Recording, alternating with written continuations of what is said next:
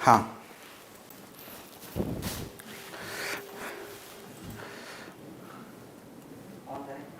हाँ कर दो.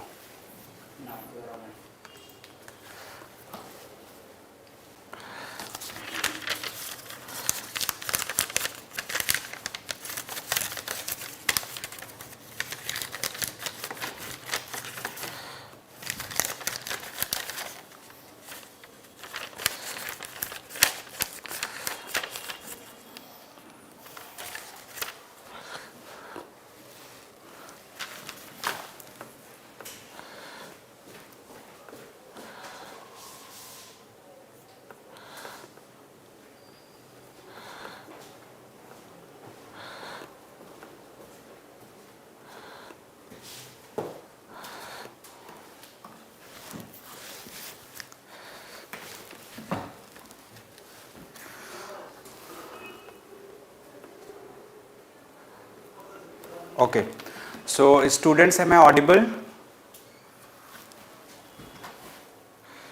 Actually, you won't be audible to me. I think there is some issue with the with the LED over here. So you can just type if I'm audible so that I can begin the lecture.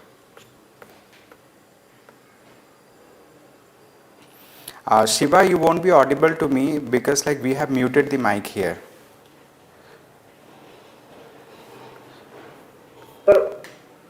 Okay. Okay, all right. Thank you so much. Thank you. Okay. So students, good morning. Thank you for being online. So today we are going to start the Hindu newspaper analysis dated 23rd of November 2021. And today like there are some important developments with respect to current affairs, and we are going to discuss the most important and pressing issues today. All right. So let us quickly see the topics that were in news. Okay. So these are the important articles that I have taken up for today's discussion. One of the topic is falling short. Okay. So like in this topic we are going to discuss some important issues, right? And we are going to talk about Indian polity and governance related topic under this. Okay. So it was in page number 6 in the Hindu newspaper today. Then second topic that we are going to talk about is JPC retains exemption clause, adopts personal data bill. Okay. JPC means Joint Parliamentary Committee. Okay. Joint Parliamentary Committee has 30 members. So Joint Parliamentary Committee has retained some exemption clause and they have adopted personal data protection bill, which can also be said as PDP bill. PDP means personal data protection bill. Alright. So we are going to discuss in detail about this particular bill, and we will also learn about historical aspects associated with this bill, like how this bill has emerged and all. Alright. And the third topic that we are going to discuss is reversing follies in a haunted battleground. Okay.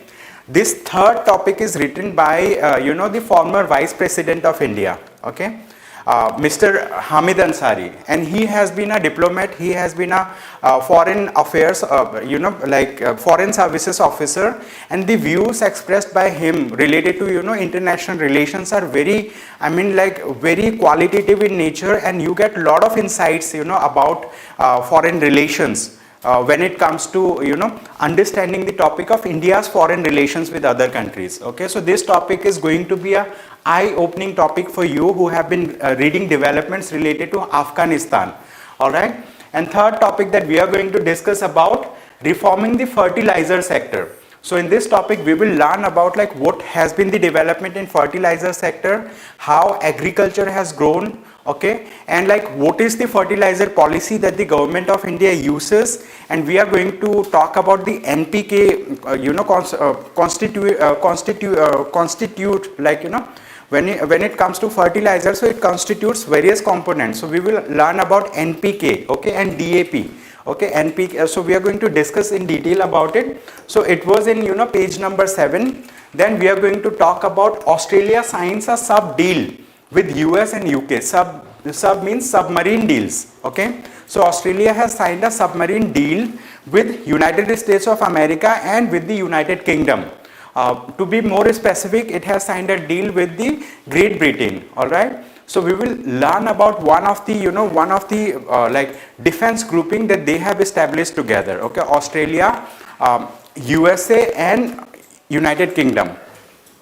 Then we will also learn about Indore, Indore cleanest city 5 years in a row. So we will talk about Swachh Sarvekshan. Okay, we will learn about some prelims related facts from this particular news article, and after then we are going to discuss about some of the questions that appeared in UPSC prelims of 2021 that you can directly answer after just going through the discussion that we are going to have today. All right, so now let us quickly see the topics that we are going to understand for the day. Okay, so before I proceed, I will just look into the chats that you people may have typed over here. Okay, Nagma Sheikh is saying, sir, suddenly screen went blurred. Okay, okay, it's clear now. Okay, okay, all right. So now I can proceed with the discussion. Sure.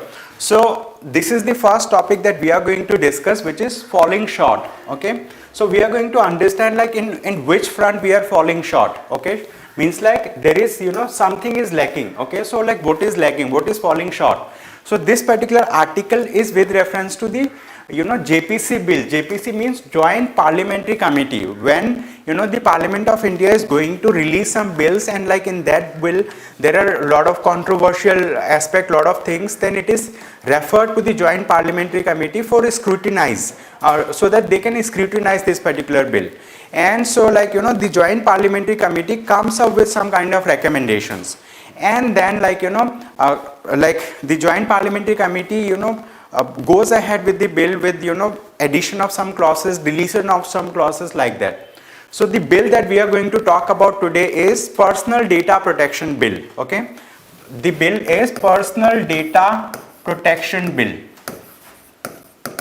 Okay, this has been passed on Monday, means like this particular bill has been passed yesterday, but like deliberations and discussions has been happening on this bill since 2018. Okay, there has been a Justice Puttaswamy case also, okay, related to personal data protection in the case of Aadhaar Act. Okay, so this particular bill has some bearing on it, and in UPSC Prelims Exam 2021 there was a direct question that you can answer just by knowing about the personal data protection, like right to privacy and all. Okay, so we will talk about this particular bill in detail today. So the thing is, this particular article talks about that it has been more than 3 years since a draft bill on personal data protection was crafted by the Justice Sri Krishna Committee of Experts, okay, and submitted to the Ministry of Electronics and Information Technology in 2018. Okay, so the Personal Data Protection Bill was drafted by a committee which was headed by Justice Sri Krishna Committee. So this is one of the most important aspect of this particular article that you should remember. This particular bill was initially drafted by Justice Sri Krishna Committee. Okay, means a committee which was headed by Justice Sri Krishna. Okay, so Personal Data Protection Bill was spearheaded by this particular committee, and it was submitted to the Ministry of Electronics and Information Technology. This is also a very important information. It is important for the prelims and as well as for the mains exam. Then after then, okay, so like it was drafted in the year of 2018, and it was submitted in the year of 2018 to the Ministry of Electronics and Information Technology. So 2 years since a joint parliamentary committee was set up. Okay, so like now it is 2021. A joint parliamentary committee on this particular bill was set up in the year of 2019. So it's been 2 years that like they have formed a joint parliamentary committee to scrutinize another version of the Personal Data Protection Bill. Okay, in 2019 it was finally adopted on Monday, means like it was adopted yesterday itself. So we will talk about some important aspects related to this bill.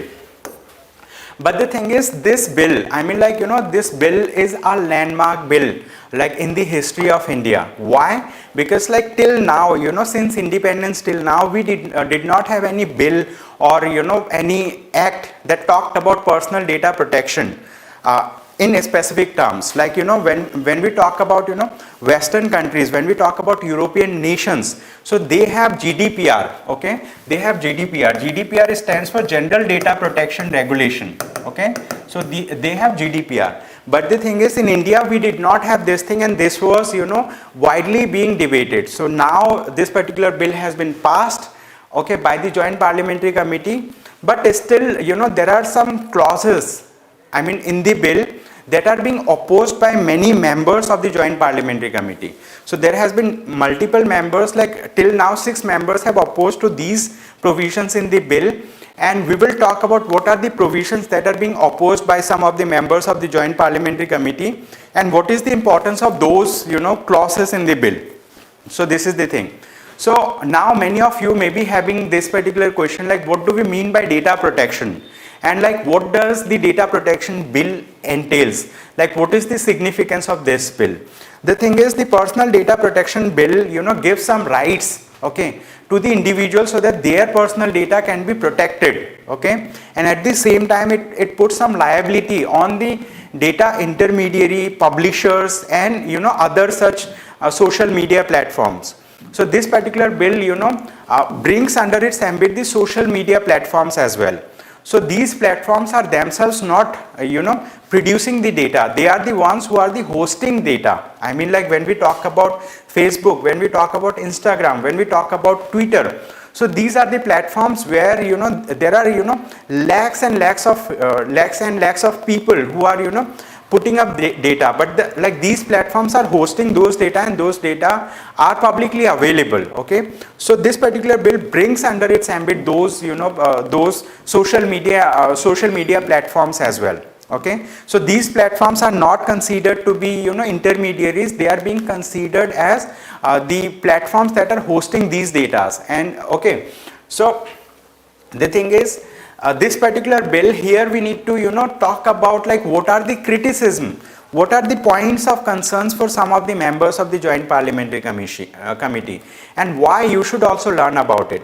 Because the thing is, in UPSC exam, they ask, in mains exam, they specifically ask questions related to like analyze this particular personal data protection bill, or critically analyze the personal data protection bill of 2021. Okay, so means like this bill was passed in the year of 2021 now. Okay, so to answer such questions, you must know both the points. You must know the positive aspects of the bill, you must know the negative aspects of the bill, you must know the criticism associated with those bill, and you should also know like are those criticism valid or not. All right, to be able to answer such questions in detail. Okay, so here the thing is, this, as I already discussed, like this bill was drafted, okay, initially by Justice Sri Krishna Committee, and this particular bill builds a legal framework based on the landmark judgment in the Justice K.S. Puttaswamy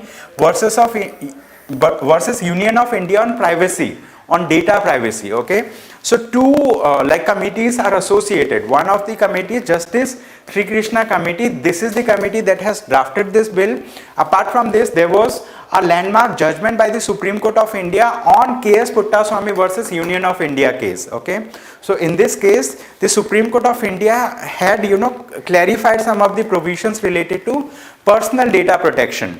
So what are the key divergence? Key divergence means like the bill that was passed now and the bill that was recommended by the Justice Sri Krishna Committee. So Justice Sri Krishna Committee has given the draft initial bill, but like it was scrutinized, it was scrutinized under the Joint Parliamentary Committee, and they have made some some changes in that particular bill. So what are the key points of divergence? What are the changes that were made? Okay, one of the changes that was made is in the process of selection of chairperson and the members of the Data Protection Authority. So under this Personal Data Protection Act or Data Protection Bill, they are going to create a Data Protection Authority. Okay, they are going to create a Data Protection Authority. And the way that the members and chairperson of this particular authority is going to be selected varies from the initial bill and the bill that is being passed now. The initial bill means that was drafted by Justice Sri Krishna Committee. And so like this particular data protection authority shall protect the interest of the data principles and the leeway provided to the union government to exempt agencies from application of the act. Okay, so the thing is, the bill that was adopted now, this particular bill gives protection to some of the agencies of the government of India. So the government of India can exempt some of its agencies from coming under the purview of this particular bill. And at the same time, the government of India has given 4 clauses under which exemptions can be granted to some of the agencies or departments of the government of India. One of that particular clause is known as public order. Okay, so one of the clause for exemption is public order, and this particular clause is the one which is under severe criticism, because government of India can use the clause of public order in very layman terms and in vague terms to protect its authorities. That's one thing. Apart from this, they have also mentioned about friendly relations with foreign states. They have mentioned security of the state, security of India. Okay, and they have mentioned one more clause. So under these clauses, some of the agencies of the government of India can be given exemption. So this particular exemption related thing is being criticized or being debated about. So there are multiple areas. Okay, there are multiple areas where where this committee the recently passed bill actually diverges from the initial bill. So one of the other area, like when we talk about 2018 draft bill, 2018 means the original bill formulated by Justice Sri Krishna. It allowed for judicial oversight. Okay, means like whichever agency you are given exemption on, but there can be judicial oversight, means like judiciary can keep an eye on it. But the 2019 bill means like the newly adopted bill, okay, which was scrutinized in from 2019, it entirely relies on the member of the executive government in the selection process for the data protection authority. This is one thing. Okay, apart from this, like the original bill gives like allowed exemption to be granted to a state institution on the basis of security of the state. I mean, like when the security of a state is in question, then some of the government institutions can be exempted. When we talk about the new bill, it says parliamentary like it removes this particular thing. Okay, like parliamentary oversight and judicial approval for non-consensual access to personal data. And 2019 bill, it adds public order. 2018 bill has security of state, it had parliamentary and judicial oversight and these things, but 2019 bill, the recently adopted bill, adds public order, which is being widely debated and criticized upon. Apart from this, just a minute. There have been multiple members that they have cited their own reservation on this particular bill. They have cited that like this particular bill, so he cited government must always comply with the bill's requirement of fair and reasonable processing and implementing the necessary safeguards. Okay, so the thing is like there can be some clauses. Okay, there can be some clauses that the dangers of exemption on the grounds of public order, as it is susceptible to misuse and not limited to security of the state, which is recognized by other regulations such as Europe's General Data Protection Regulation. Okay, so like I have already talked about Europe's General Data Protection Regulation. So the thing is, recently there was a Global Privacy Assembly where 19 countries from around the world, including countries from European Union, countries like Japan, they have participated in this particular thing. Okay, Japan, United Kingdom, they have they come up with clear resolution on principles of government access to the personal data. All right, so as of now, after reading this particular article, what we have understood, okay, we have understood one thing, that recently the government of India has passed the data protection bill. Okay, and it was passed by the Joint Parliamentary Committee. Okay, it was passed by Joint Parliamentary Committee now. The initial bill was drafted by Justice Sri Krishna Committee based on the recommendation of Justice K.S. Puttaswamy judgment. Okay, And so, but this particular bill has some clauses that are being criticized about, okay. And so like when we talk about this particular bill, what does the key recommendations of the personal data protection bill are? So this particular thing that is mentioned over here, this is very important for you, okay. This is second article on the same topic today, okay. This is the second article on the same topic today. One of the article that I have discussed with you, this article was there in the page number 9 of the Hindu, all right. Here if you talk about this particular infographic that they had made, this infographic is very important, okay.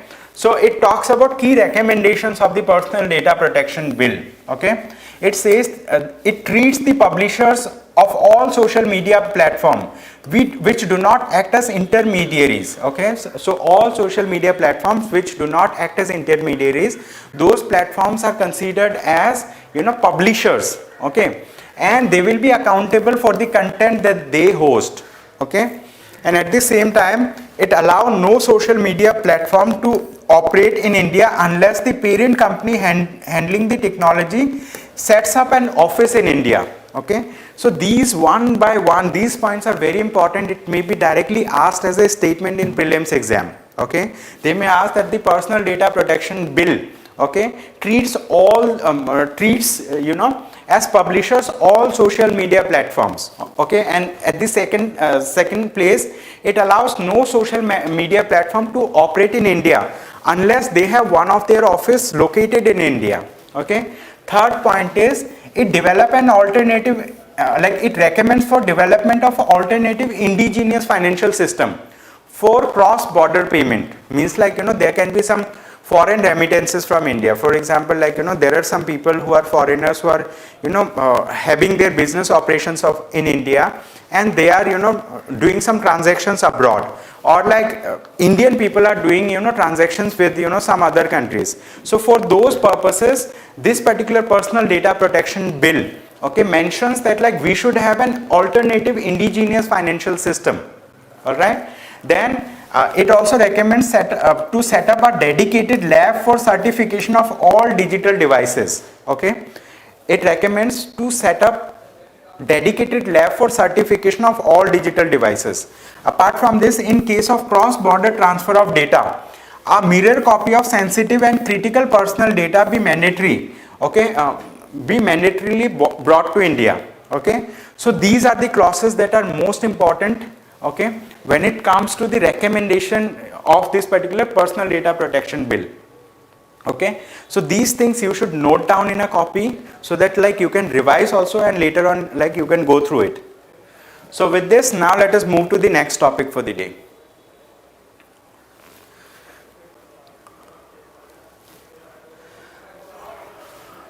This is one of the most important articles for the day, okay, when it comes to reading international relations. This topic was written by former, Vice President of India, Mr. Hamid Ansari.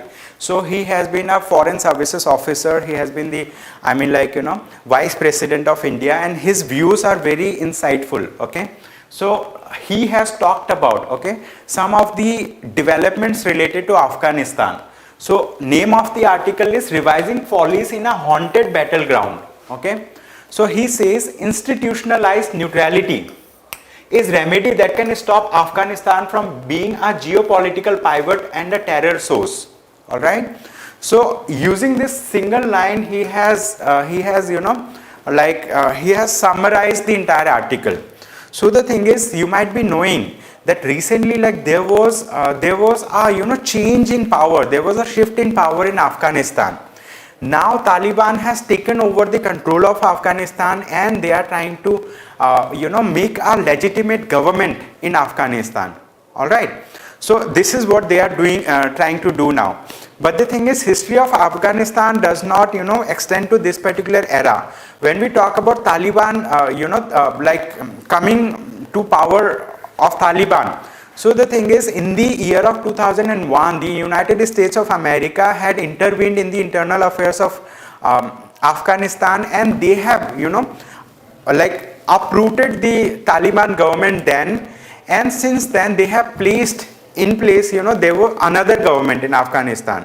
So it was also government that was backed by, Afghanistan people from Afghanistan. But like from last 20 years, the United States had its forces stationed in Afghanistan. After 20 years, the foreign forces was withdrawn and Taliban again came into power. Okay, but the thing is, if we go into the history of Afghanistan, there has been innumerous battles where not only the internal disturbances were there, but like external powers also played their role in the internal affairs in Afghanistan.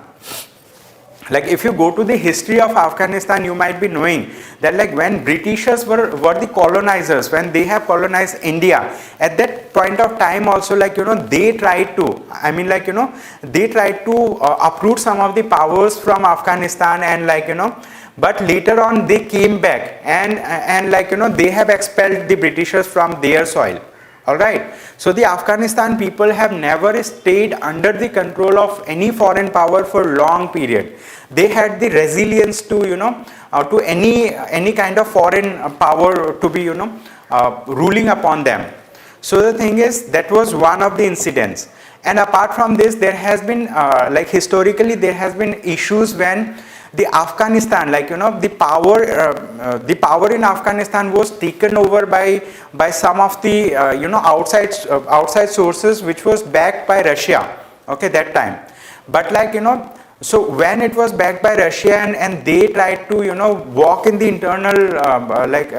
internal power politics, at that point of time there had been foreign forces also. For example, the United States of America, Pakistan and some neighboring countries. Okay, so they walked against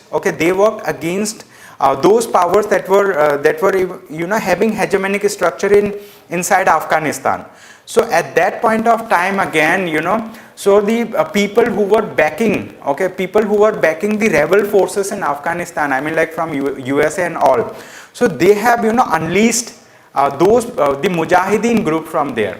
So the thing is, there has been internal divergences, and later on the Russian the people who were backed by Russia, they had to withdraw from there.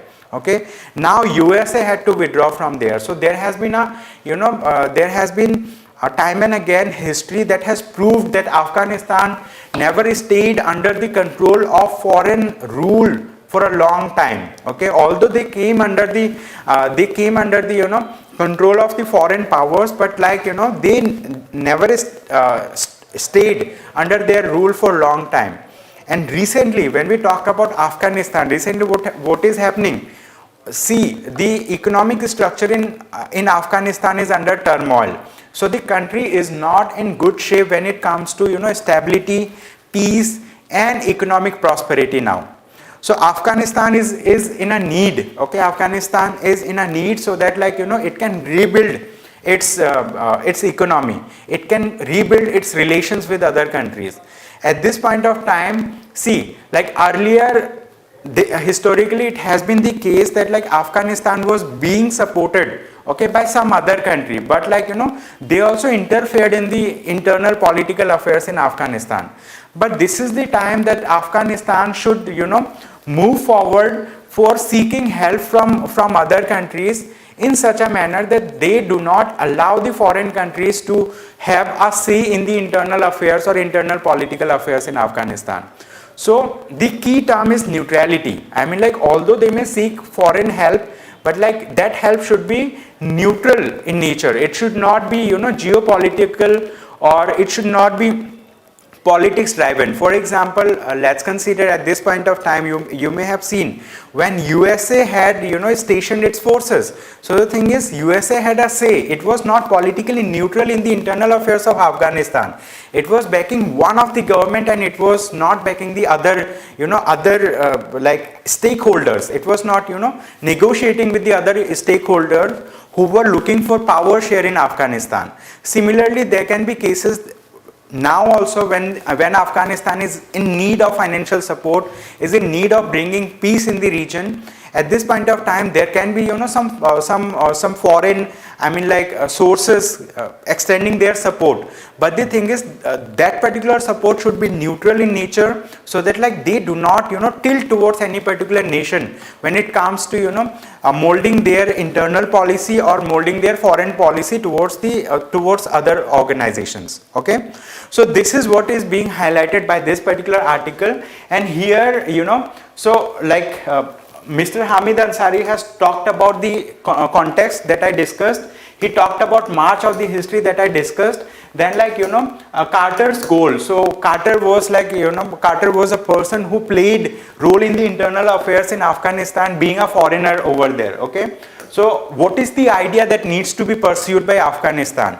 The Afghanistan government or the Afghanistan should pursue the idea of neutrality towards foreign powers. Okay, so they should maintain neutrality in such a manner that foreign powers do not press them to tilt toward any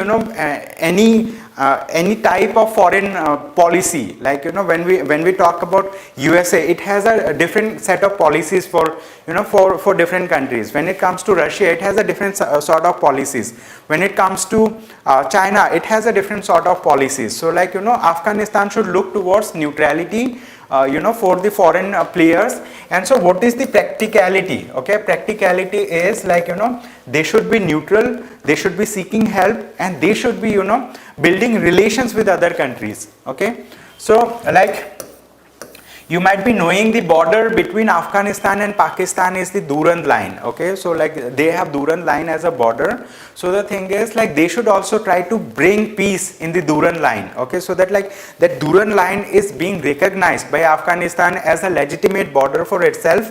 So and like it has been considered by Pakistan as a legitimate border for itself as well. But Afghanistan it still needs to take a take a decision on this particular aspect. They have been stationing their forces over there to acquire more territories over the border areas. So that's the thing. Okay, so these are some of the things like I will share with you. I mean like you will get this PPT, you can read these things. So I have mentioned the chronology of events. Okay, so like there has been like Amir. Okay, Amir was the ruler of Afghanistan in 1880s. So Amir Abdur Rahman Khan, okay, he cautioned his country against Tsarist inroads. Means like Amir Abdur Rahman Khan was the ruler, okay, in Afghanistan, and he cautioned his country. Means like he told that like there can be I mean like insurgency in our country. There can be foreign powers playing their role in Afghanistan. So after then in 1907 Anglo-Russian Convention was conducted, and there the two imperial powers, okay, two imperial powers committed themselves not to undertake change in the political status of Afghanistan. Imperial powers are those countries that that set up their empire in foreign countries. I mean like they make empires in foreign countries. And so in 1982 Soviet President Leonid, okay, Brezhnev posed a question to Prime Minister Indira Gandhi: show me a way to get out of Afghanistan. Okay, so at that point of time this particular thing, I mean like President Leonid, so he was the president of Russia at that point of time. Her response was like what was the response of Indira Gandhi? She said like the way out is same as way in. The way you entered into Afghanistan, you should follow the same way to get out of Afghanistan. Okay, so that was the thing.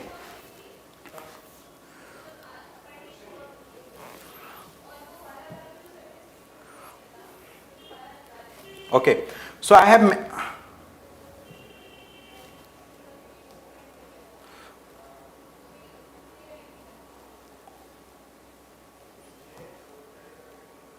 okay, so I have mentioned the chronology of event over here.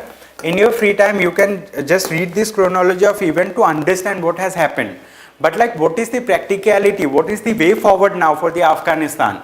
The practicality is they should look forward for practical things for the immediate and foreseeable future for the regime that is in power now. Okay, so they should look for recognition, they should look for defreezing of assets, they should look for immediate food aid, and they should look for long-term bilateral and multilateral economic assistance to replace what was given bilaterally for other considerations. Okay, so means the power that is the government, or like the power that is having the authority over there now in Afghanistan, it is backed by Taliban. So the Taliban should look for recognition. It should look for defreezing of assets. Defreezing means like a country has foreign assets in other jurisdictions. For example, like when we talk about India, so India has economic relations with foreign countries, like with USA, with South Korea, with China, with Japan, with other countries like that. So we do have our like assets stationed over there, like we do have our money in foreign countries. Similarly, Afghanistan also have their assets stationed in other countries, but those assets have been frozen by those jurisdictions where the Afghanistan's money is stationed. So that is known as freezing of assets. But like now Taliban should look forward so that their assets can be defreezed. Okay, so they should look for immediate food aid and longer term bilateral and multilateral relations.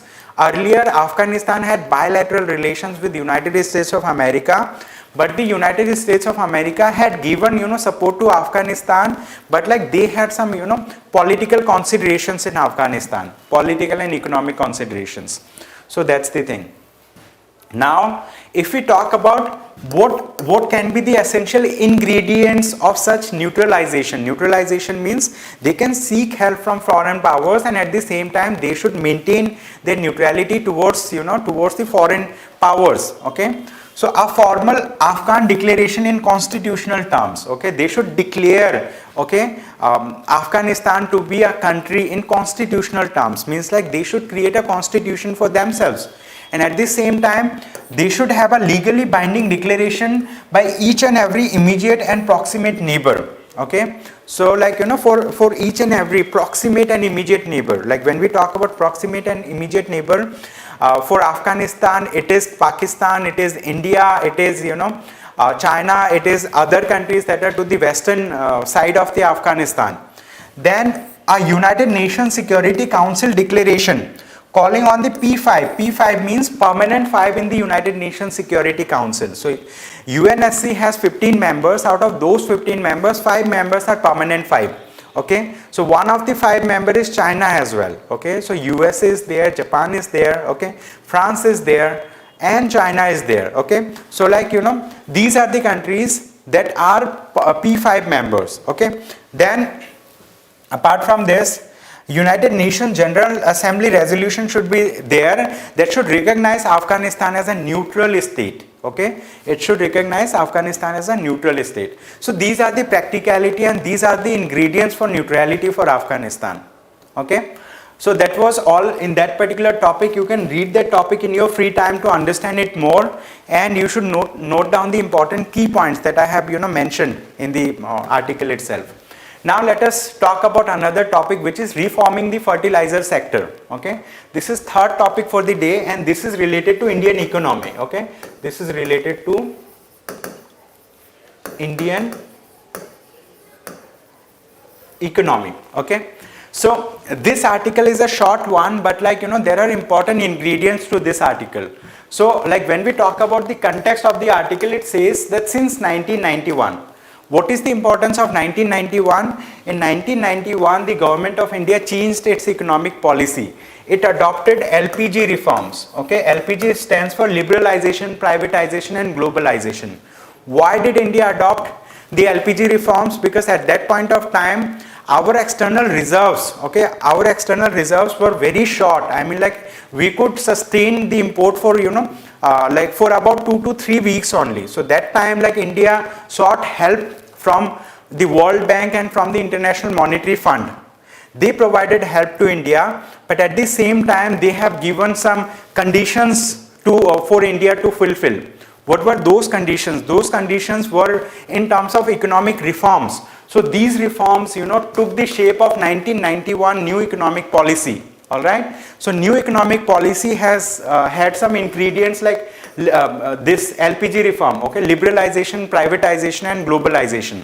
If you read the NCERT 11th standard book on economy, so you will come across a chapter that totally deals about economic reforms of 1991. So since 1991, when economic reforms began in India, several attempts have been made to reform the fertilizer sector, to keep a check on the rising fertilizer subsidy bill, promote the efficient use of fertilizers, achieve balanced use of N, P and K. N stands for nitrogen, P stands for phosphorus and K stands for potassium. Okay, people who have read chemistry, I hope everybody has read chemistry in their 10th standard, or before that or after that. Okay, so N stands for nitrogen, P stands for phosphorus and K stands for potassium. Okay, so these are the ingredients for chemical fertilizers. These are the ingredients for chemical fertilizer.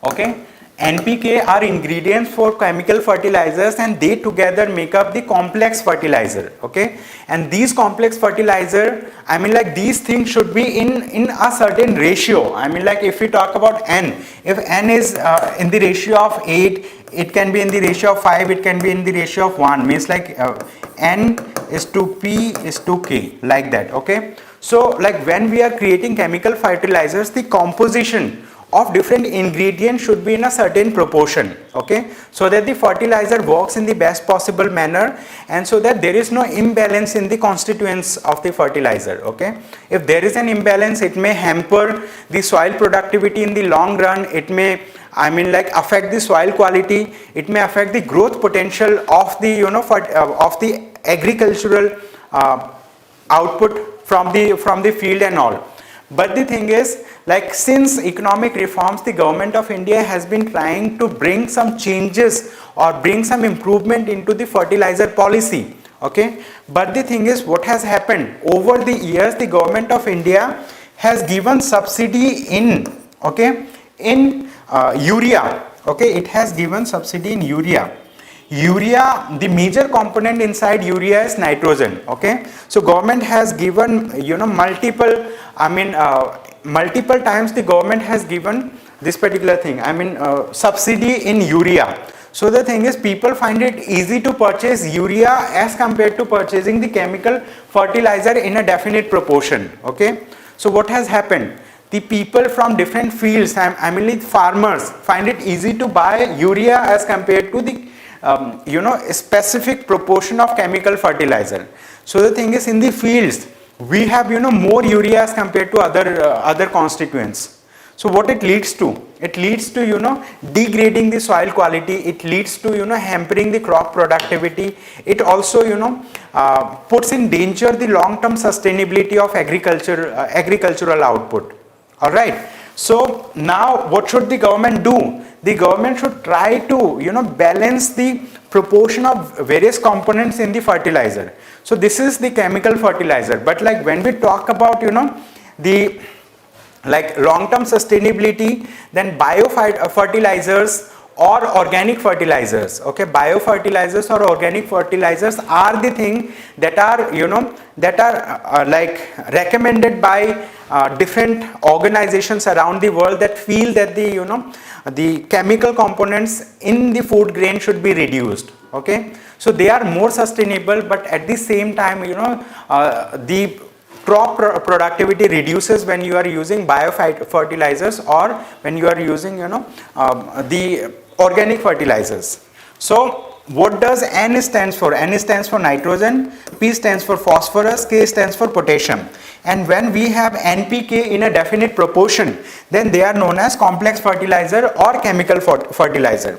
Then government of India had also promoted NBS, NBS subsidy, which is known as nutrient based subsidy. Already the government of India has subsidy for urea, which the major component of urea is nitrogen. But later on, government came up with nutrient based subsidy. In that nutrient based subsidy, government had totally excluded the nitrogen and they started giving subsidy in the potassium, in the phosphorus and potassium constituents.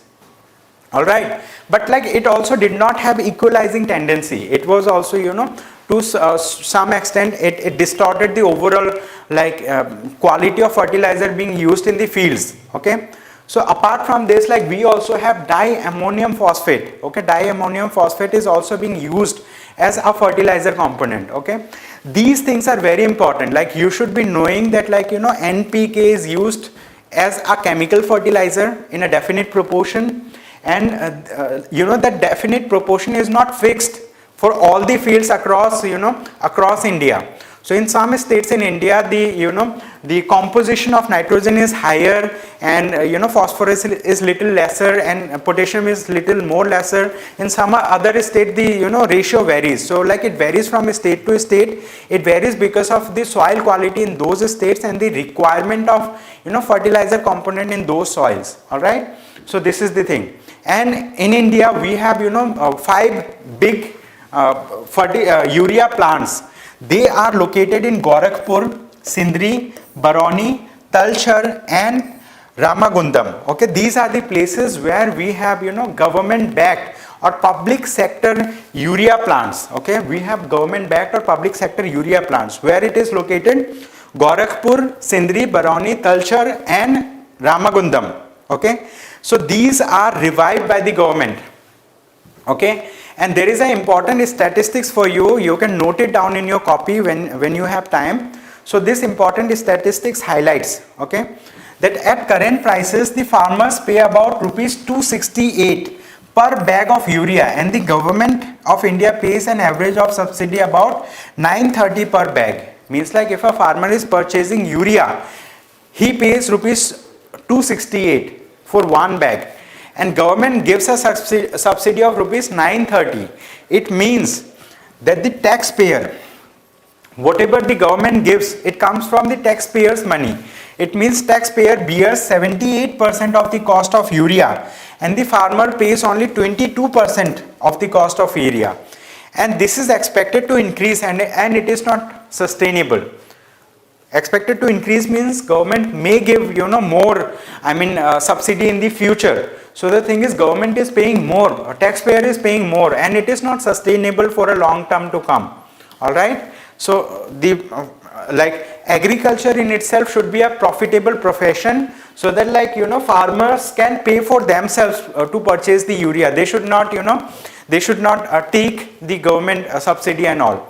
So that's the thing. Okay, so if government keeps on paying huge amount, okay, as a subsidy, so it brings into question the long term sustainability of agriculture as a practice. Okay, so what is the way forward?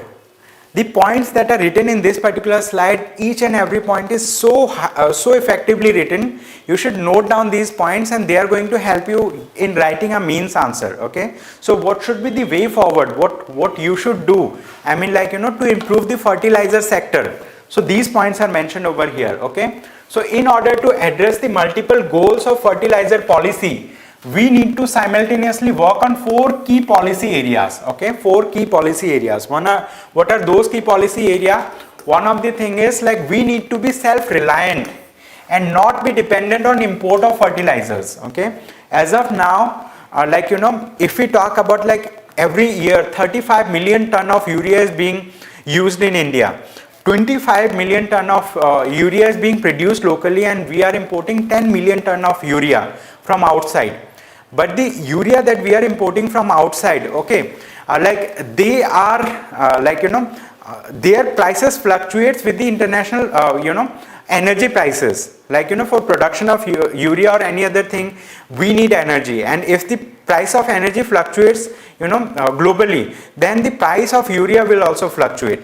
So it will fluctuate the rate. Okay, it will destabilize the rate of urea in India. So as of now, what does the government follows? The government of India tells the farmer that you have to pay only 268 rupees per bag of urea. But government is now giving 930 rupees per bag of urea as a subsidy. But if international price goes on for urea, the government will have to bear the additional expenditure. In that case, the government will be paying more. You understanding? The government will be paying more to give the same urea to the farmer at the same price. Okay, so this is the thing. So we need to be self-reliant in the production of urea, and we should not depend on the import of fertilizers. And at the same time, in this way, we can escape the vagaries of high volatility in the international prices. Okay. In this direction, 5 urea plants, so I have already written the names, Gorakhpur, Sindri, Barauni, Talchar and Ramagundam are being revived in the public sector. Okay. So the government of India is trying to revive these fertilizer plants. Why? So that like we can be self-reliant in the production of urea. Okay. Second thing, we need to extend the NBS model. NBS means nutrient based subsidy model to urea as well. I told you like nutrient based subsidy is given to phosphorus and potassium only.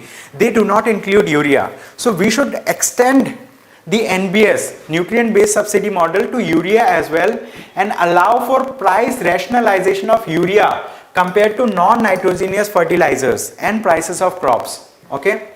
The present system of, so I have already discussed about the present system of keeping the price stable for the farmers, and government is bearing the cost of fluctuations in the international market. Okay. So the thing is like we should rationalize the NBS model.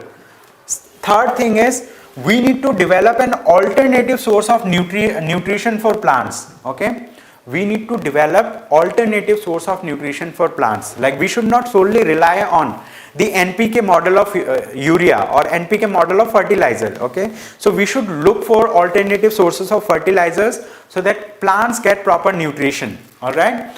So discussion with farmers and consumers reveal a strong desire to shift towards the use of non-chemical fertilizers, as well as a demand for bringing parity in prices and subsidy given to chemical fertilizers with organic and biofertilizers. Okay. So the thing is like when the stakeholders are taken into consideration, when the government discusses, when the research agencies discuss with the stakeholders, when they discuss with the, when they discuss with the farmers, farmers also point out to the fact that like, fertilizers are highly costly. They are very costly, and like farmers also have a tendency that they want to move towards biofertilizers, they want to move towards organic fertilizers. So it is the right time that we should look for alternative sources of fertilizers. Like alternative sources of nutrition for the plants. Okay, fertilizers are giving nutrition to the plants. Okay, so that the crops grow more. All right. This also provides the scope to use a large biomass of crop that goes waste and enhance the value of livestock byproducts. Okay, we need to scale up and improve innovations and to develop alternative fertilizers. Through compost contains low amount of nitrogen, technologies are now available to enrich this. Okay, so these are the way forward. Then the fourth point, the final point put forward by this author, he says India should pay attention to improving fertilizer efficiency through need-based use rather than broadcasting fertilizers in the field. Okay, the recently developed nano urea by IFFCO. Okay, so this IFFCO is an organization, okay, for the farmers. Okay, so you should know about IFFCO, that like it is a pressure group. All right, so like the thing is they have developed nano urea, and it shows promising results in reducing the usage of urea. Such products need to be promoted expeditiously after testing. Okay, so if we do these changes, they will go a long way in enhancing the productivity of agriculture, mitigating climate change, providing an alternative to the chemical fertilizers, and balancing the fiscal impact of fertilizer subsidy on the union budget in the years to come. Okay, so this is a properly written way forward. Okay, so you can also mention this particular thing in your article, in your answer. So with this, now let us move to the next topic. Okay, so this is a very short topic for you. Okay, so why I have taken this topic, so that like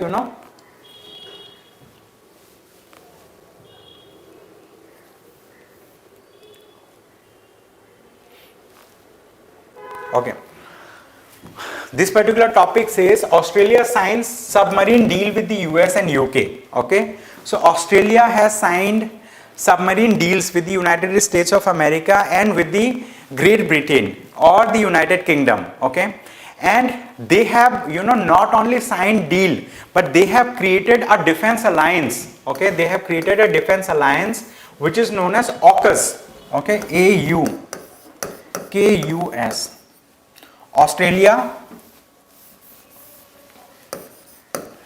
Australia, United Kingdom, United States, okay, so they have created a defense alliance which is known as AUKUS, and this is a very important point for you for prelims examination for next year, okay. So they may ask, like, you know, like the term AUKUS was recently in news.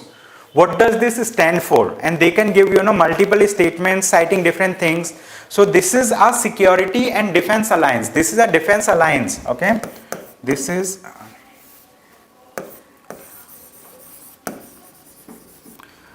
a defense alliance of three countries, okay, three countries, Australia, United Kingdom and United States, okay.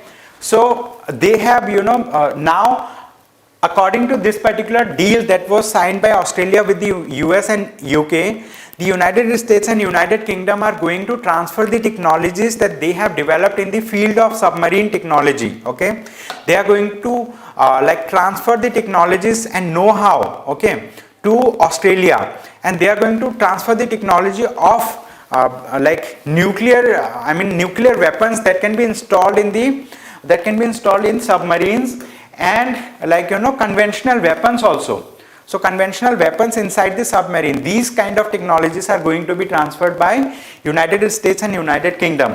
In your free time you can read about this particular thing, what are the, you know, recent developments, but most important highlight is the grouping AUKUS, okay. AUKUS is a defense alliance of three countries involving the Australia, United Kingdom and United States, okay. This is what you need to remember for the prelims exam.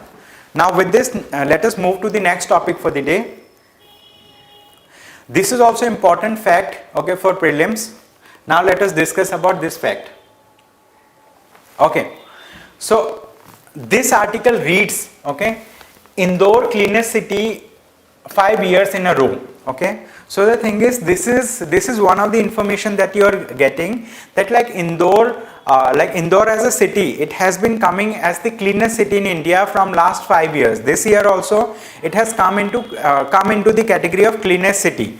But like there has been some survey, there has been some report according to which, you know, it is considered as the cleanest city in India. What is that survey, or what is that, you know, ranking or report is known as? It is known as Swachh Sarvekshan, okay.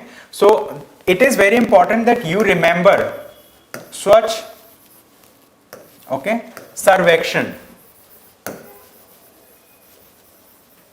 okay, you remember Swachh Sarvekshan. So under the Swachh Sarvekshan ranking, Indore was declared as cleanest city, and it has been declared, you know, from last 5 years, okay. Last 4 years it was the cleanest city in India, and 5th year also it is the cleanest city in India, okay. So this is the Swachh Sarvekshan ranking. So like, does this particular ranking comes under any ministry? Is it being spearheaded by any ministry? Yes, there is a ministry. What is the name of that ministry? The name of the ministry is Ministry of Urban Affairs, okay, Ministry of Housing and Urban Affairs. What is the name of the ministry? It is Ministry of Housing, okay, Ministry of Housing and Urban Affairs. This is the name of the ministry under which Swachh Sarvekshan is conducted, okay, across cities in India. And Indore was declared as the cleanest city, okay. Name of the ministry is very important, okay.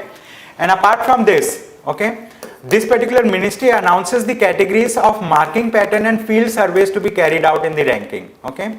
So these are the important highlights that you should remember. What is the important fact? That the cleanest city ranking is being done under the Swachh Sarvekshan, okay, rankings. Then it comes under the Ministry of Housing and Urban Affairs, and all other things you can read it, you know, like in your free time, all right. So with this, now this is the time for us to solve some prelims questions that you know appeared in the year of 2021, this year itself, in the prelims exam, okay. One of the question is this question. Let us take this question, okay. This is from set C, question number 29 in UPSC prelims 2021. It says right to privacy is protected under which of the article of the Constitution of India? Today we talked about the Data Protection Authority, we talked about Data Protection Bill, we talked about Justice Sri Krishna Committee, we talked about Justice K.S. Puttaswamy judgment of the Supreme Court of India. We talked about like what does privacy constitute. So the thing is, the underlying thing is the privacy, okay, right to privacy. So that right to privacy is protected under which article of the Constitution of India? Options are Article 15, Article 19, Article 21 and Article 29. Alright. So the thing is, right to privacy is protected under Article 21 of the Constitution of India. If you read the Constitution of India, if you read the Article 21, you will get to know that like Article 21 talks about right to privacy and personal liberty, right to life and personal liberty. Okay, right to life and personal liberty. So like if you read some of the judgments of the Supreme Court of India and some other judgments like Menaka Gandhi case, okay, in the judgment of Menaka Gandhi case, like Supreme Court has pointed out like what does right to life and personal liberty constitute. It has highlighted that it also constitute right to privacy. All right, and in Justice K.S. Puttaswamy case again, the Supreme Court of India highlighted that right to life also includes right to privacy. All right to privacy is a part of right to life itself. So that's why Article 21, you should read about this one. Okay, and apart from this, now let us solve another question. This question was also asked in UPSC Prelims 2021. This was question number 14 in set C. Let us read this question. It says, at the national level, which ministry is the nodal agency to ensure effective implementation of Scheduled Tribes and other traditional forest dwellers Recognition of Forest Rights Act 2006? Okay, this particular this act was in news in last 2-3 years multiple times. Okay, UPSC had asked a question from 1927 act also. So there has been multiple front where similar question was asked. Now they are asking like at the national level which ministry. They are now asking the name of the ministry. We talked about Swachh Sarvekshan, name of the Ministry of Housing and Urban Affairs. But here they are asking the name of the ministry which oversees, which is the nodal agency for effective implementation of the Scheduled Tribes and other traditional forest dwellers Recognition of Forest Rights Act 2006. So the name of the ministry, they have mentioned 4 ministries. Ministry of Environment, Forest and Climate Change, Ministry of Panchayati Raj, Ministry of Rural Development and Ministry of Tribal Affairs. Okay, any guesses? People who are online, you can make a guess, you can write it there. So the thing is, this comes under the Ministry of Tribal Affairs. Okay, so the nodal ministry for this particular act, Scheduled Tribes and other traditional forest dwellers Recognition of Forest Rights Act 2006, comes under Ministry of Tribal Affairs. This is very important. Okay, it comes under Ministry of Tribal Affairs. Okay, how do you get to know the information? This was in news, this particular act was in news multiple times, and if you just visit the website of Ministry of Tribal Affairs, this is the front page of the website of Ministry of Tribal Affairs. You see Ministry of Tribal Affairs, Government of India. The front page of the website mentions this particular thing. Okay, it mentions the Forest Rights Act. Okay, the Scheduled Tribes and other traditional foreign dwellers Recognition of Forest Rights Act 2006. Alright, they have mentioned the Forest Rights Act recognizes the rights of forest dwelling. So you can read this particular thing in your free time. So this highlights the importance of visiting the important ministry's website. If you visit the website of the ministry, this is the front page, this is the first page you come across. If you just give an attention to it, you will come across that Recognition of Forest Rights Act, Forest Rights Act 2006. Okay, 2006 is mentioned in the front page itself. And in the question, what they have asked? They have asked which ministry acts as a nodal ministry for effective implementation of this right. It is the Ministry of Tribal Affairs. Alright, so you can read it, you can read the objectives and all, and you can do a practice every day, that every day give you 10 to 15 minutes to visit a website of a particular ministry or visit one important government website. Alright, so if you visit there, you will get some information that that will be there in your subconscious mind while solving a question in the prelims exam. Alright, so you can make that practice of doing it, so that will help you in answering many questions. Okay.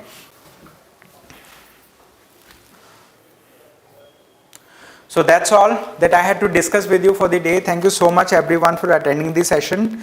If you have any queries, you can ask your query now. I'll be here to answer. So people who are in the Zoom, I can only see them, I cannot hear them. All right. So you can ask any question that you have. Okay. Thank you so much everyone for participating in this session. So tomorrow also I'll take another session, and after this, just a minute. Close हो गया क्या Zoom? हाँ. There is an announcement also for you people. The announcement is that, like, early in the morning before I was coming to office, I got a call from Mr. Abhijit Jha. So I mean, like, his throat is sore, so like he was not able to speak as well. So he somehow informed me that he won't be able to take class for the day. Okay. So today there will be no class.